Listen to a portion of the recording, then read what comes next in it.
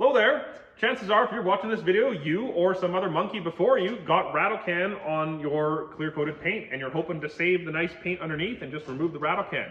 And you might have already tried brake clean or lacquer thinner or even just kind of lightly sanding it down and you're like, I'm out of ideas. Well, today I've got a solution for you. This is Easy Strip. It's a environmentally friendly stripper. You can put it on your fingers and it doesn't hurt you. It smells like apples. I haven't tried tasting it, but it's probably fine to taste, but I ain't gonna do it.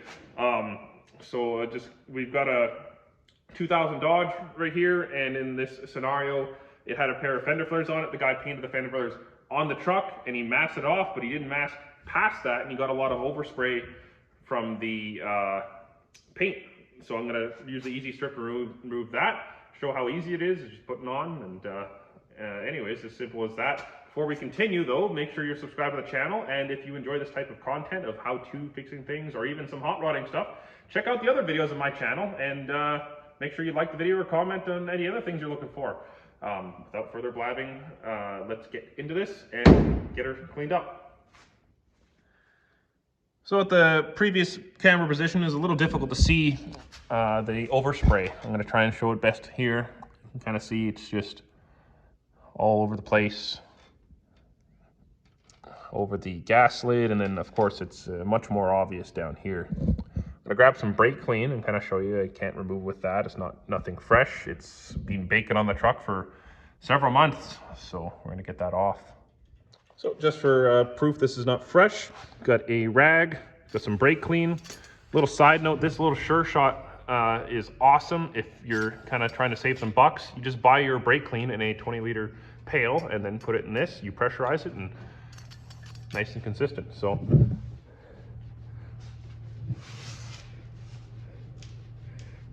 oof, this is a dirty rag.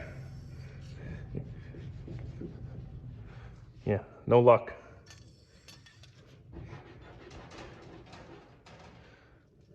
So I'm going to clean that off and use the Easy Strip. Try and show the bad paint there. I put the Easy Strip on this just like ultra fine Scotch-Brite. You can either dab it on, you can put it on as like kind of a gel and then put saran wrap over it. I kind of like this light Scotch-Brite. And the thicker stuff, you're gonna have to kind of let it sit and it'll bubble. So I've got some down here that's kind of been sitting for a little bit, and come on, focus. It's just, you can just see it's kind of bubbling there. It kind of eats away at it. Literally just, the paint just wiped off. So I'll take the Easy Strip and I'll pour it on this rag. So it's kind of soaked, or sorry, not rag, Scotch-Brite. I'm just gonna dab it on, let it sit, and it'll kind of eat it. So we'll come back up here, which side a little bit.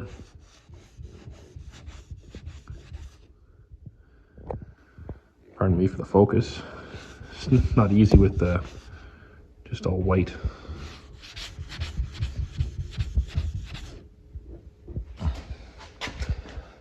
See, it's just slowly taking it off. So it's going to be a little thicker here. So if I let that stand, it'll work better. So what I'm going to do here is I'm just going to kind of lightly coat everything with a thin layer and then wipe it off after it's kind of ate for a little bit.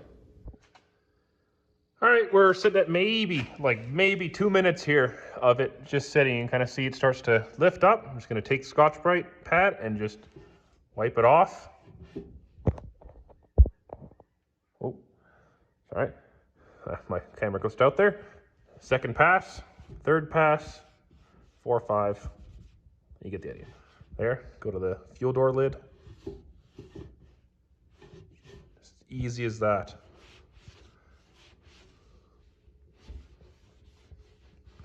Like brake clean wouldn't even take this stuff off. And notice I'm not even wearing rubber gloves with this stuff. It doesn't burn. It actually probably cleans my hands. That's how greasy I am all the time here. I'd do a time lapse, but it'd be the slowest time lapse around. Simple as that. So I'm gonna try and show it here. Because the paint is kind of protected by it, you're gonna have a little bit of a different shine wherever it was. I'll let it dry here and I'll show you what I mean. This is difficult to show, but I hope you can see it. You can see the part where the spray paint was is a different appearance than the rest of the truck here, as this is kind of being protected from getting worn and scratched down. And so I'm going to take my polisher to it and even this out so you can't see it. All right, I've made a big mess on the side of the truck here. I've got my DeWalt variable speed buffer with a medium cut pad that's showing some age. Then I've got some Meguiar's medium cut cleaner. You can kind of see we've got a kind of dull shine to the paint here. And I'm gonna take my buffer to it and we'll clean it up. If you haven't used a buffer before, or maybe you don't even have one, I would recommend picking one up.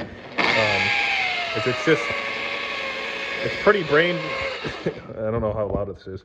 It's pretty brain dead to use it. Just put it on, run it.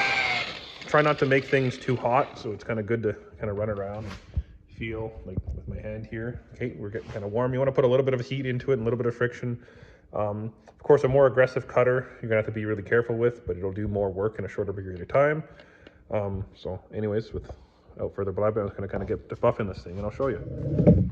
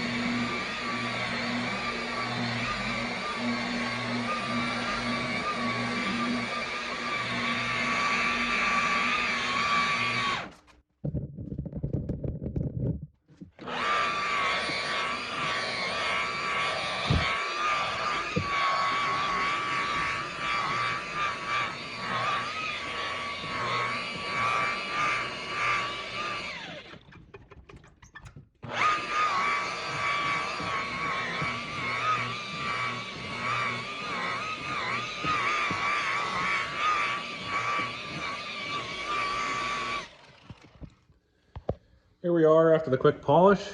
You can't even tell that it used to have the spray paint there. Now, unfortunately, I think it was a little soft from the